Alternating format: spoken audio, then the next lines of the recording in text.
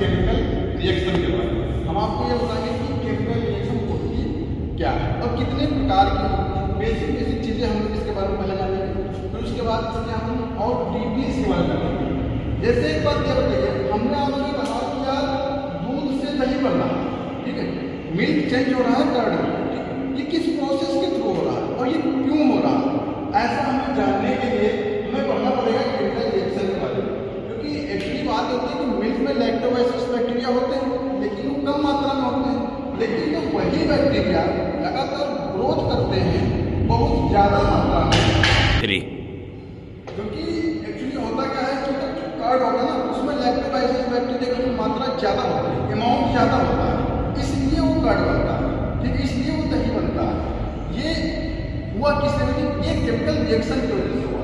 दूसरी चीज़ हम एक और आपसे बताते हैं कि अगर मैग्नीशियम रिबन, ठीक है, अगर मैग्नीशियम है और एक क्वेश्चन एनसीईआरटी में आता भी है कि magnesium ribbon burn in presence of oxygen, ठीक है, मैग्नीशियम रिबन को कभी भी जलाने से पहले हमेशा से क्लीन किया जाता है। कभी भी अगर मैग्नीशियम रिबन को आपको बर्न करना है तो आप उसको बाकायदा क्लीन करोगे, जितना अच्छे से आप उसे क्लीन करोगे उतना अच्छे से वो जलेगा। एक्चुअली होता क्या है, मैग्नीशियम जब ऑक्सीजन से रिएक्शन करता है तब ये थोड़ा बनता है मैग्नीशियम ऑक्साइड। इधर दो ऑक्सीजन है, इधर दो होंगे तो हमने वो लगा दिया, इधर 2 Mg हो गया तो इधर हमने वो लगा दिया, तो 2 Mg plus O2 gives out 2 Mg, ये थोड़ा मैग्नीशियम ऑक्साइड।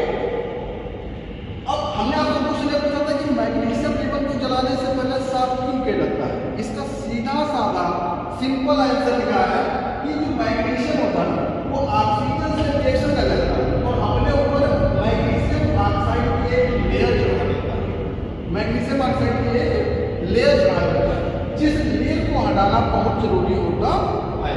तो हम मैग्नीशियम रिबन को जलाने से पहले मैग्नीशियम ऑक्साइड की परत को हटाते हैं, ठीक है। अब इसी रिएक्शन में, ठीक है, हम कुछ और चीजों के बारे में जानेंगे। जैसे कि जो इस एरो के इस साइड में होगा, ठीक है, उसको हम क्या बोलते हैं, reactant, it is called reactant, ठीक है। और जो प्रिपेयर होगा, जो बनेगा, ठीक है, उसे हम क्या बोलते हैं, product, it is called product and it is called reactant also converted into product। अब हम और उसके बाद में देखेंगे टाइप ऑफ रिएक्शन के बारे में जानेंगे कि कितने टाइप की रिएक्शंस होती हैं और कुछ रिएक्शंस के बारे में हम लोग आज पढ़ेंगे।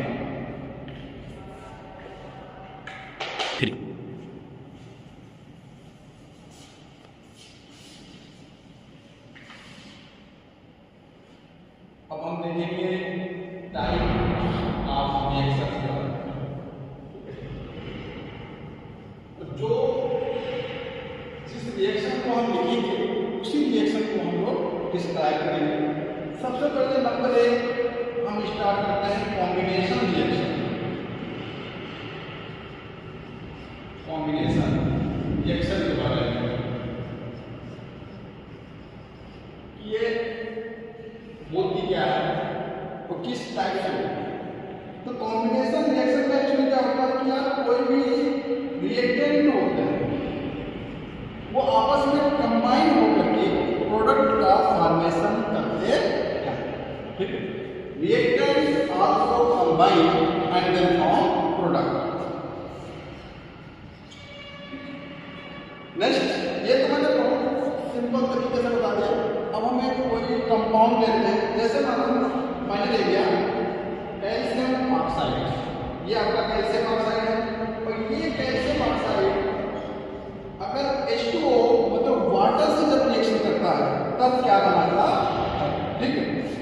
तो इसको मैं इस रिएक्शन को लिखूंगा तो इसको क्या होगा CaOH का, ठीक है, CaOH का O2।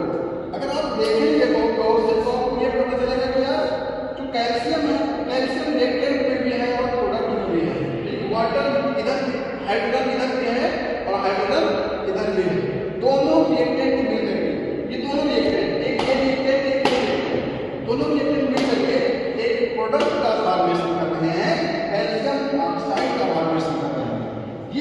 रिएक्शन हमारी क्या कहलाती है? कैल्शियम। ये रिएक्शन जो होती है हमारी क्या कहलाती है? कॉम्बिनेशन रिएक्शन कहलाती है।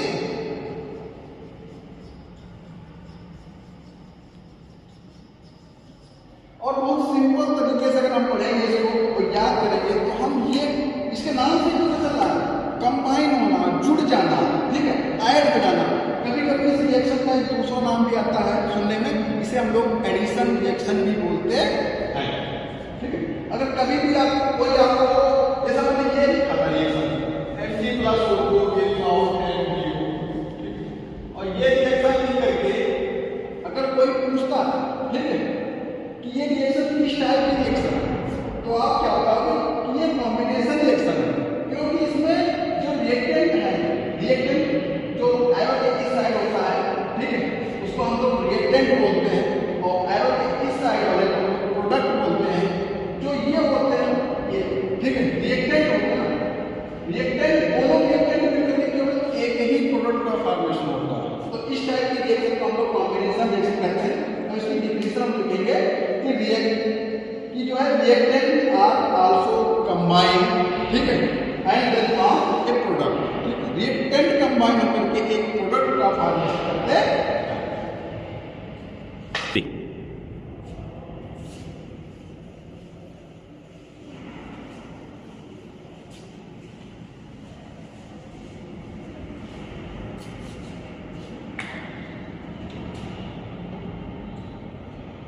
हम कुछ और रिएक्शंस को देखते हैं।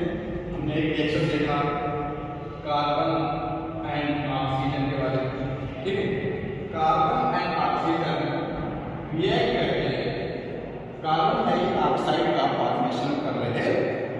अगर ये रिएक्शन कोई पूछता है कि ये दिस इज जो ये रिएक्शन है किस टाइप की रिएक्शन है, ठीक है, which टाइप ऑफ रिएक्शन है, ठीक है, तो आप क्या बताओगे? ये रिएक्शन है कॉम्बिनेशन रिएक्शन। क्यों? क्योंकि जो लेफ्ट हैंड साइड पे जो रिएक्टेंट है, जो लेफ्ट हैंड साइड में, ठीक है, रिएक्टेंट है, यही कंबाइन होकर के प्रोडक्ट का फॉर्मेशन कर रहे हैं। तो ये रिएक्शन आपकी हो जाती है कॉम्बिनेशन रिएक्शन कहलाती है। दूसरा एक और आप देख लीजिए, मैग्नीशियम वाला आपने बता दिया था, और नेक्स्ट वन मैं आपको ये बताता हूँ, ठीक है। हाइड्रोजन प्लस आयोडीन ये जब कंबाइन होते हैं तो हाइड्रोजन आयोडाइड का फॉर्मेशन करते हैं, ठीक है। हाइड्रोजन कितना आएगा? 2। आयोडीन कितना आएगा? 2। तो हाइड्रोजन आयोडाइड में कितना ही बनेगा? 2, ठीक है। नंबर ऑफ एटम, ठीक है, both side are equal with each other, ठीक है। तो दोनों साइड में एटम्स का नंबर होता है वो इक्वल होता है, बराबर होता है। नंबर्स में कभी भी कम ज्यादा नहीं होता है। 3 अब 2 चीजें और हैं, मैं उनके बारे में और बताने की कोशिश करूंगा आपको कि एक्सोथर्मिक रिएक्शन के इंग्रेडिएंट देखते हैं हम लोग। एक्सोथर्मिक रिएक्शन क्या है और इंडोथर्मिक रिएक्शन।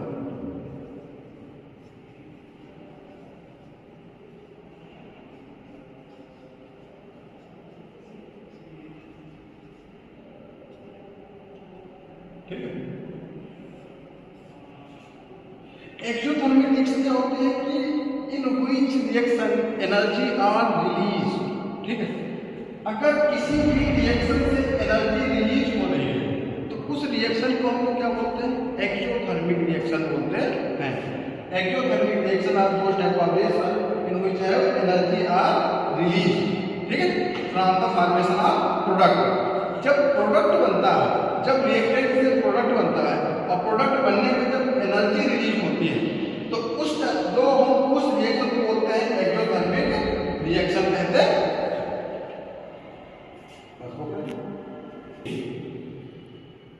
हम एक्सोथर्मिक के बारे में थोड़ा देख लेते हैं, बेसिक चीजें हम लोग देख लेते हैं कि आप जो नेचुरल गैसेस है, जैसे कि हमें कहा गया मीथेन, ठीक है, ये लिखते हैं मीथेन ऑक्सीजन प्रेजेंस में, ठीक है, ये तुम्हारा क्या बनता है CO2 प्लस H2O का फॉर्मेशन करता है। कार्बन इधर 1 है, इधर भी 1 है, इधर O2O कितना है 2 है, इधर O कितना है 2 और 1 3 है, इधर हाइड्रोजन कितना है 4, इधर कितना है 2। तो सबसे पहले इधर हमने 2 कर दिया और इधर ऑक्सीजन कितना हो गया 4 हो गया, इधर भी मल्टीप्लाई कर देंगे, ये बैलेंस हो जाएगी। तो ये रिएक्शन भी एक्टोथर्मिक रिएक्शन है, क्योंकि ये जब CH4 जब ऑक्सीजन के साथ रिएक्शन करता है तो कार्बन डाइऑक्साइड और पानी का फॉर्मेशन करता है और साथ में ही एनर्जी को रिलीज करता है, ठीक। तो ये भी एक अच्छा एक सवाल आपने पूछा होगा, अगर मैं आपसे पूछूं कि जो मतलब कि सांस लेना, रिस्पायरेशन करना, ये कैसा रिएक्शन है, ये एक्सोथर्मिक रिएक्शन है या एंडोथर्मिक रिएक्शन है? तो आप क्या बोलते हैं कि रिस्पायरेशन लेना एक एक्सोथर्मिक रिएक्शन होती है, ठीक है। Respiration is a exothermic reaction, ठीक। हम लिख देंगे रिस्पायरेशन इज एक्सोथर्मिक, ठीक है। रिस्पायरेशन इज एक एक्सोथर्मिक रिएक्शन। दूसरी चीज और है, एक चीज और बताऊं, जैसे मान लीजिए कि कोई चीज डिकम्पोज हो रही है, तो आपने एक चीज नोटिस किया होगा, देखा होगा कि डिकम्पोज के वक्त तो वो हल्की हल्की थोड़ा हीट होती है, गर्म होती है, ठीक है, हॉट होती है वो चीज, ठीक है। तो मैं अगर पूछूं आपसे सिंपल शब्दों में कि डिकम्पोजिशन किस टाइप की रिएक्शन है, तो आप क्या बताओगे कि कोई भी चीज अगर डिकम्पोज हो रही है तो डिकम्पोजिशन एक एक्सोथर्मिक रिएक्शन होती है। तो decomposition is an exothermic reaction, decomposition is a exothermic reaction. क्यों? क्योंकि डिकम्पोजिशन में हीट लगातार निकलती है, इसलिए डिकम्पोजिशन को भी हम लोग एक्सोथर्मिक रिएक्शन कहते हैं, ठीक है। और नेक्स्ट हेडिंग में हम लोग कंप्लीट करेंगे एंडोथर्मिक रिएक्शन के बारे में।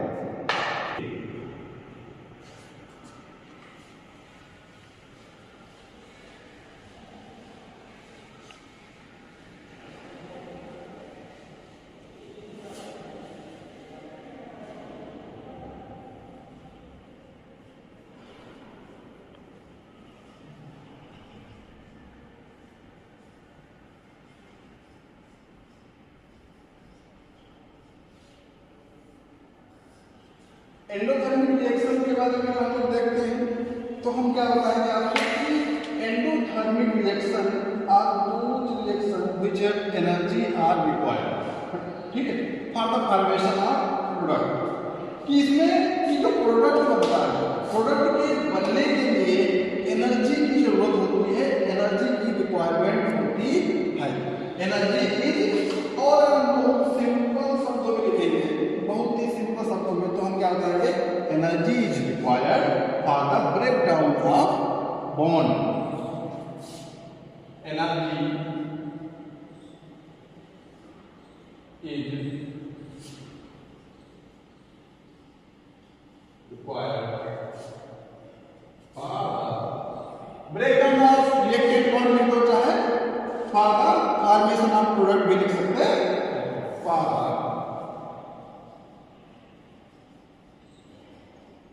फॉर्मेशन ऑफ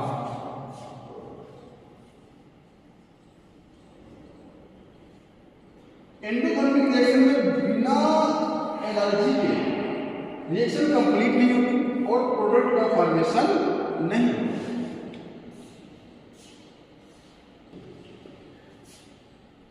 हम एक दो रिएक्शन देख लेते हैं, एक्सोथर्मिक रिएक्शन का जो रिएक्शन है वो देख लेते हैं, एग्जांपल देख लेते हैं।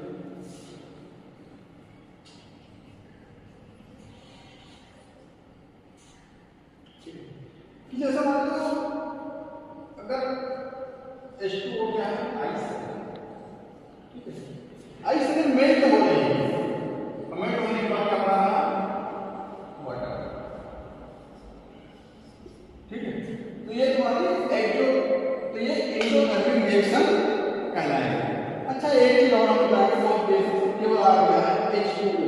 तो अगर हम केवल H2O की बात करेंगे तो आप ये चीज कभी नोटिस किया होगा कि यही चीज होती है जो तीनों स्टेट में होती है, सॉलिड, लिक्विड और गैस। ठीक है, तीनों स्टेट में पाई जाती है और ये चीज तो बहुत सबको पता होती है। लेकिन अगर मैंने ये आपसे पूछा कि यार H2O में नंबर ऑफ इलेक्ट्रॉन कितने होते हैं, तो कभी भी अगर नंबर ऑफ इलेक्ट्रॉन निकालने को आता है तो आप देख लीजिएगा कि ऑक्सीजन में कितने इलेक्ट्रॉन होते हैं, तो हमें इतना पता चलेगा कि इसमें कितना होते हैं, इसमें 8 इलेक्ट्रॉन होते हैं। और हाइड्रोजन में कितने होते हैं, तो 1 होता है, लेकिन यहाँ पर 2 हाइड्रोजन है तो हम 2 लिखेंगे, टोटल मिला करके 10। तो H2O में नंबर ऑफ इलेक्ट्रॉन 10 होते हैं। दूसरी चीज, अच्छा एक चीज और है कि कभी आप अंडे बॉयल किए होंगे तो अंडा की एक कुकिंग भी इसमें आती है, एंडोथर्मिक रिएक्शन में आती है। हम एक अच्छे रिएक्शन के बारे में बात करेंगे, फोटोसिंथेसिस रिएक्शन के बारे में। अगर फोटोसिंथेसिस हो रही है, फोटोसिंथेसिस का मतलब क्या होता है कि जो प्लांट है वो कार्बन डाइऑक्साइड इन्वायरमेंट से लेते हैं और वाटर को रूट्स के द्वारा लेते हैं। ठीक है, और इतना सब लेने के बाद वो सनलाइट, ठीक है, और क्लोरोफिल, सनलाइट और क्लोरोफिल की वजह से प्रोडक्ट का फॉर्मेशन करते हैं। तो प्रोडक्ट क्या बनेगा यहाँ पर C6H12O6, ठीक है, और प्लस H2 प्लस क्या बनेगा O। ठीक है, इस रिएक्शन को बैलेंस करने के लिए हम यहाँ पे क्या लगाएंगे 6 यहाँ पर 12, ठीक है, और यहाँ पर भी 6 हो जाएगा, यहाँ पर भी 6। इस तरीके से हम इस रिएक्शन को बैलेंस करते हैं और ये रिएक्शन भी एक एंडोथर्मिक रिएक्शन होती है। अच्छा, एक बात और है कि हम अगर ना ऐसा इसको लिख के बैलेंस करेंगे, ठीक है, फोटोसिंथेसिस की रिएक्शन को, तो बहुत कॉम्प्लिकेटेड होता है, थोड़ा डिफिकल्ट हो जाता है। तो इसको बैलेंस करने के लिए सिंपल तरीका है, ट्रिक है, अगर याद अगर लिखने नहीं याद होती है तो फिर नंबर ऑफ आइटम में करके बैलेंस करेंगे। 6 का 6CO2 12H2O 6H2O और 6O2, केवल 12H2O है, बाकी सब 666। ठीक है, तो अगर आप केवल नोटिस करना, ध्यान देना होता है, इतना कोई कठिन चीज नहीं है। ठीक है, ये भी हमारी एंडोथर्मिक